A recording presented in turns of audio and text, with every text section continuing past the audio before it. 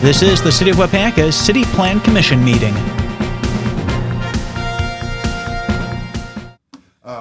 Okay, well, why don't we go ahead and call the January 4th, 2023 Plan Commission meeting to order at 5:15 p.m. Let the record reflect that all the commissioners are here except Pat Fair, who has resigned from the committee, and Mayor Smith is joining us remotely. The first item on the agenda is to approve the agenda. Move to approve the agenda. Second. Okay, I got a first and a second. Any discussion? All in favor? Aye. Aye. Opposed? Aye. All right. The next item, is it okay if we take these together? Would that be permissible? We've got 2 minutes to review and approve the December 7th public hearing minutes, as well as the December 7th meeting minutes. Anyone want to make a motion? I'll make a motion to approve the meeting minutes and the public hearing minutes. Okay, Angela made a motion to Second. adopt. Okay. Second. Okay, we have a second. All in favor? Aye. Aye. Opposed? Okay, item 3 on the agenda, action items. We have a certified survey map, A&N Waupaca LLC at 701 South Industrial Drive. I guess, Jared, why don't you just set us up for this? Of course. So this one's on page, or the map is on page 7 of your packets. So this is the parcel that has Fastenal and used to have Pause and Clause within its building. It's a multi-tenant commercial structure. So recently, A&N Waupaca, which also owns Waupaca Rentals, purchased this building from the actually Pause and Clause owner, Mike Bachowski. So they are looking to move their business from the current location on Fulton Street out to this site. Just a little more space, more, less hassle with the large parking lot, just a lot more space to expand.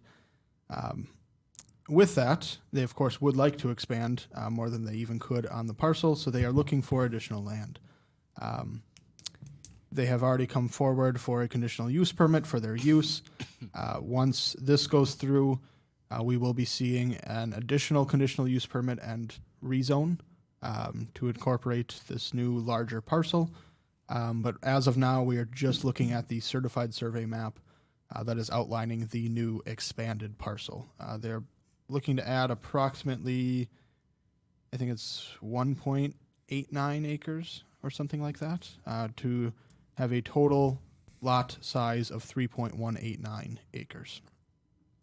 Happy to answer any questions.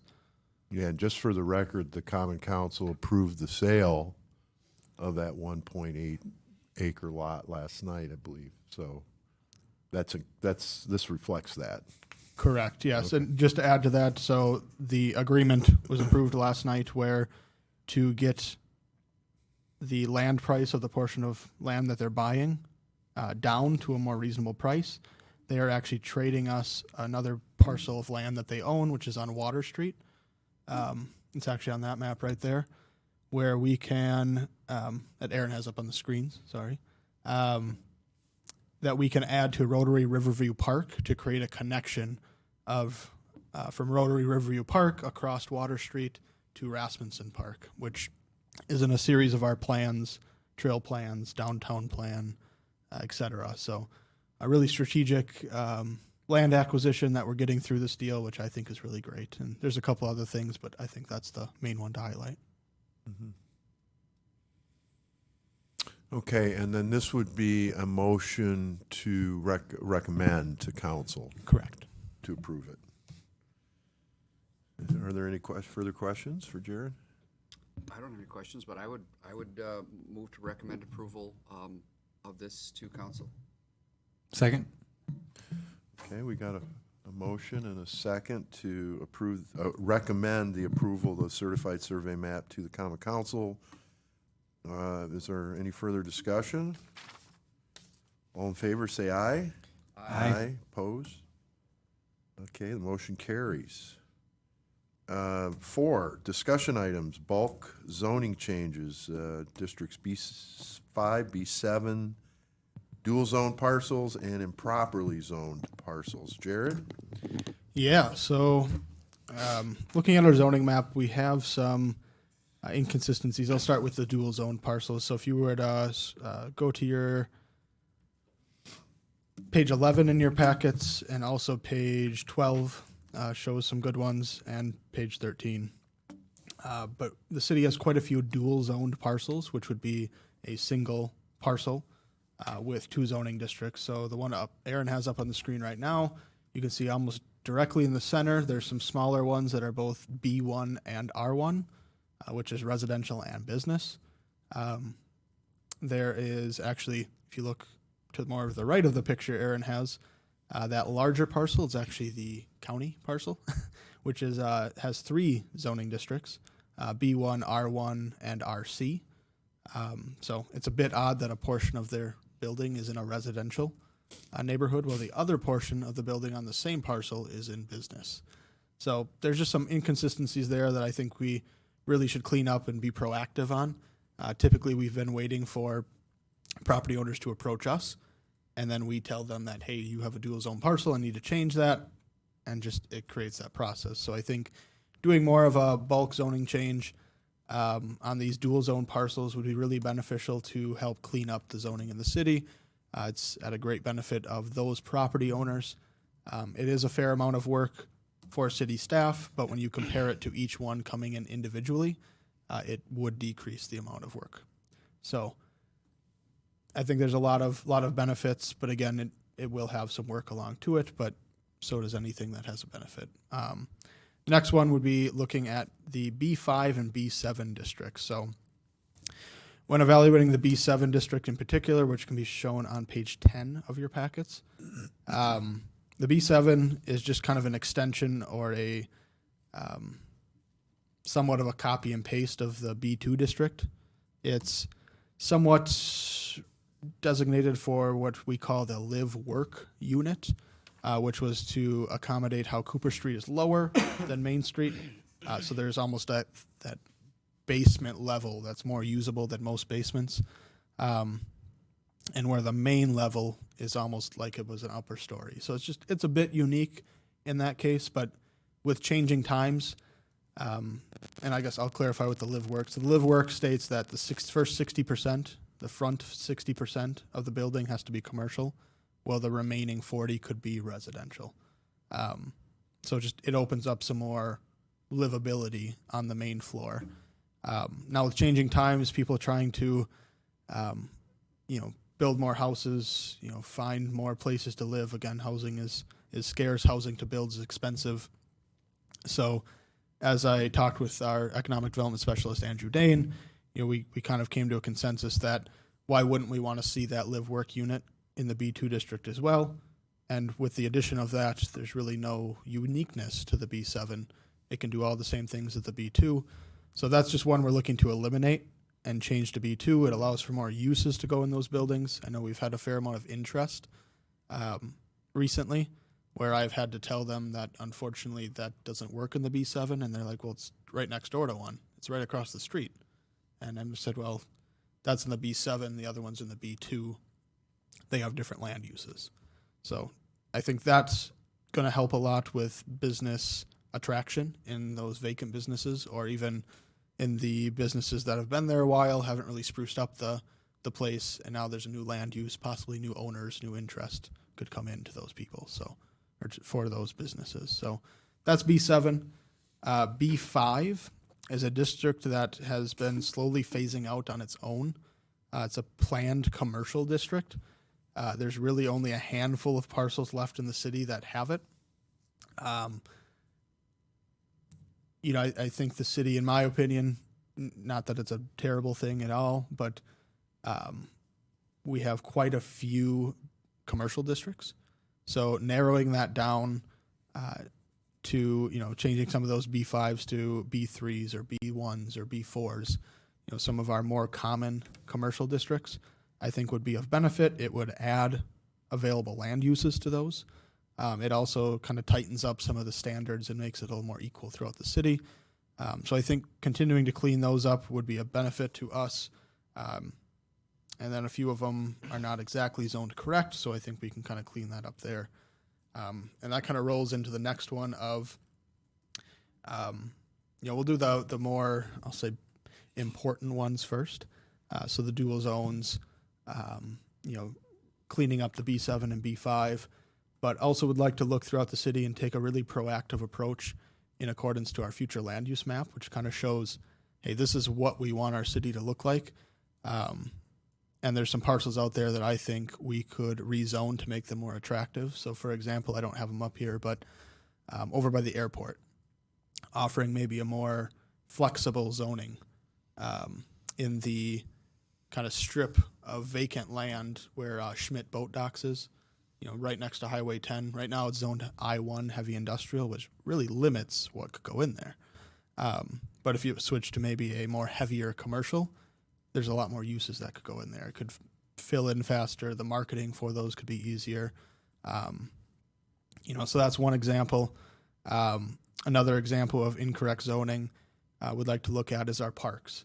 So we have some parks that are zoned agricultural, which in the old zoning district I think made sense, but when we did the revamp, agricultural doesn't quite make sense anymore. So that's another one we're looking to bring forward. Lakeman Field, that was actually zoned PUL, which it should be zoned more of a park. Gives it a little more flexibility. PUL kind of is more stringent and should be utilized more for like the DPW building, the county highway shop, and there's some interesting things with that may need to happen, but that's just another example. So after we get the ones that need to be done, the zoning changes that we need to be done,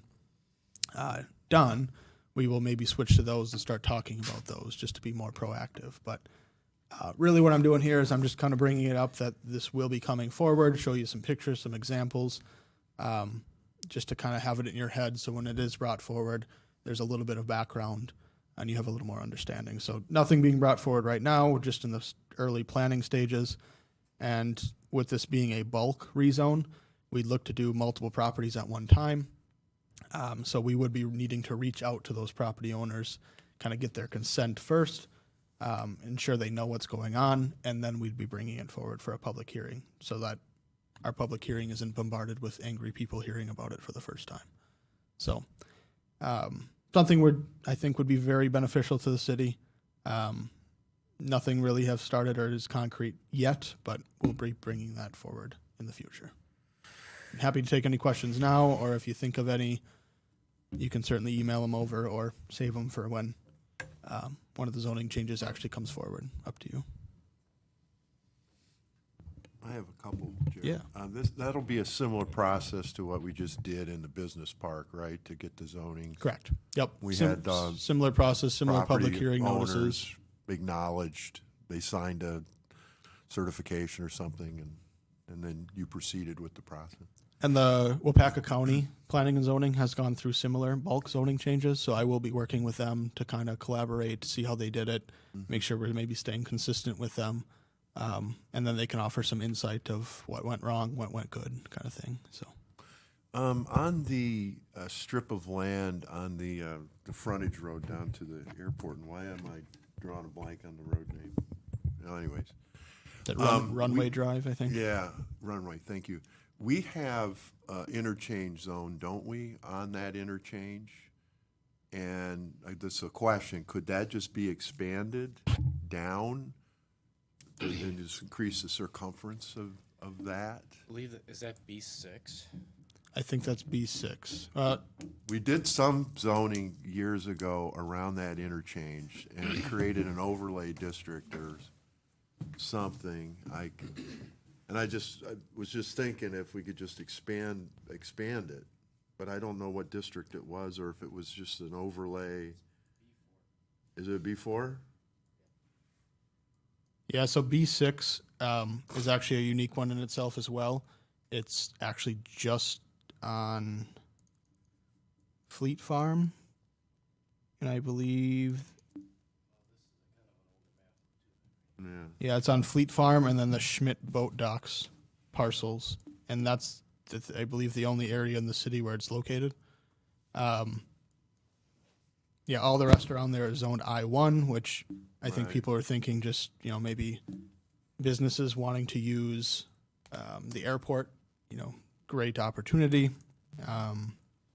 which still could possibly be. I mean, again, we can figure out a way to put that in the future land use map as more of a flexible zone that we could switch back and forth as needed, just because I think all of them could fit in this area. But just leaving it open, trying to kind of promote businesses, help out the airport. If we can get businesses that associate with the airport out there, that's of benefit to the city, the tax base, and as well as the airport if they're using it. So, Yeah, what is that? That's brown. but I think something like that we bring forward, and that would be a really, I think, a good discussion for Plan Commission on what we want to see there, what Right. businesses do we want to attract, things like that, and something that'll definitely take a little more time to go through, but it'd be good to be proactive on it. Okay. Yeah. So what if we contact these individuals and they are not in agreement with the change of zoning for their parcel? So two different situations. In the B7 and B5, since we're eliminating them, they don't have that much of a choice, and we'd be switching it to a zoning that is in line with the current zoning. It's not going to really change substantially. So with the elimination of them, they don't have much of a choice. They'd have to pick between a select few, and that's what they have to use, which I don't think there'll be much of an issue on those. Like the B7, I think would be very happy to go to B2 because there's a lot more uses they could use, a lot less conditional uses. It just allows them to do more. The B5, the majority of them, I do not believe would be an issue either. They'd actually be switching to I'm just going to use the word a better commercial district, as there would be, again, more uses they could use it for, less requirement standards or less restrictive standards, et cetera. So I think all of those will be fairly straightforward. The dual zone parcels, I believe, will be also fairly straightforward, as if they don't do it as we're paying for it, and they end up wanting to do something in the future, we will not pay for it then. And they will be going through the work and having to do all that stuff. So I can see Yeah. I can see that as being a huge benefit. I mean, if they turn it down, that's on them. They just got to fix it in the future. Or when they sell it and they do the special assessment letter, it's going to be noted on there, and future buyers aren't going to be happy about it. So I think that one will be fairly straightforward. The issue we run into is when we're being proactive in rezoning.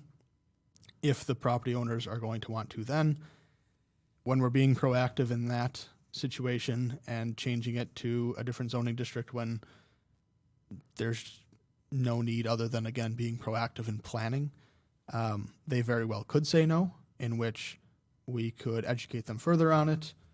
We could invite them to, what would they like to see? How can we work with them on that? Or we just don't rezone it. Okay.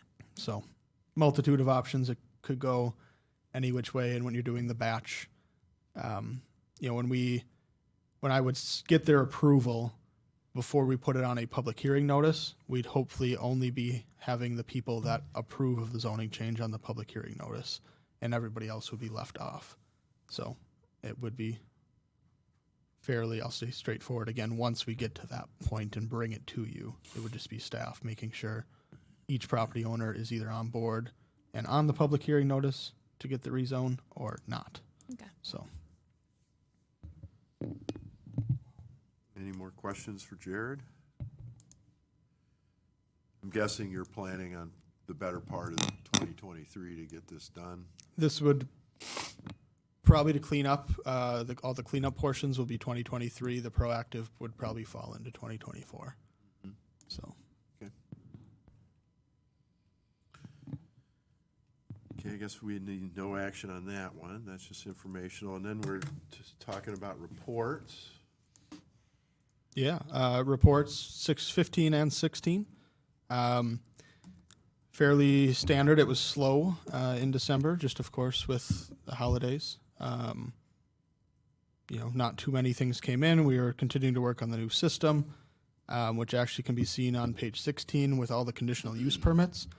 So I did go through and I added all of the attachments and stuff from our previous files into our new system and then closed them. So we see a series of ones that I did that for and closed. So a lot of cleanup, continuing to do that and just transfer things over the new system. So besides from that, I think everything's straightforward and we hope to pick up and enter the busy season come March. So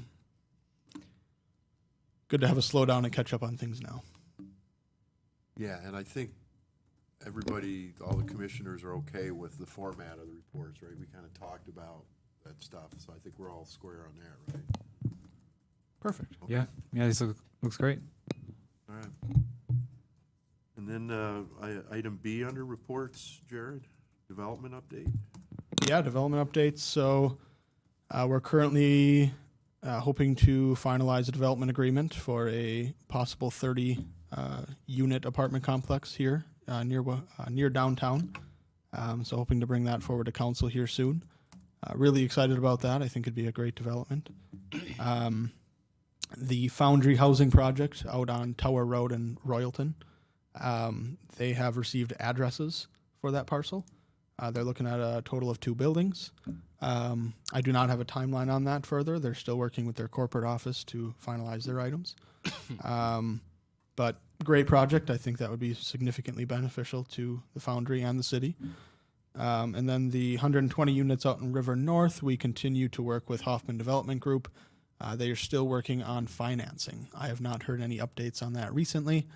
I don't know if you have, Aaron. I spoke with Steve Willey last week, and he said that they did have a couple meetings on December 16th. One stated they were not interested. The other is still interested in asking questions, and they continue to have additional meetings. And I know they had at least one since that time. So we hope to hear something in the next couple months. But as a reminder, as Mayor Smith and I were talking actually yesterday, they do have the better part or most, if not all, of the spring and early summer to execute on that. And that was kind of our timeline to say, can we make this thing happen? I think the hope was that we get to it before that, but they obviously have that time. Mm-hmm. So, the downtown incentive program, we are officially closing. So we have, after the first of the year, we were not accepting any further applications. We do plan to talk about that internally further and possibly bring something forward to the CDA if there's any remaining funds.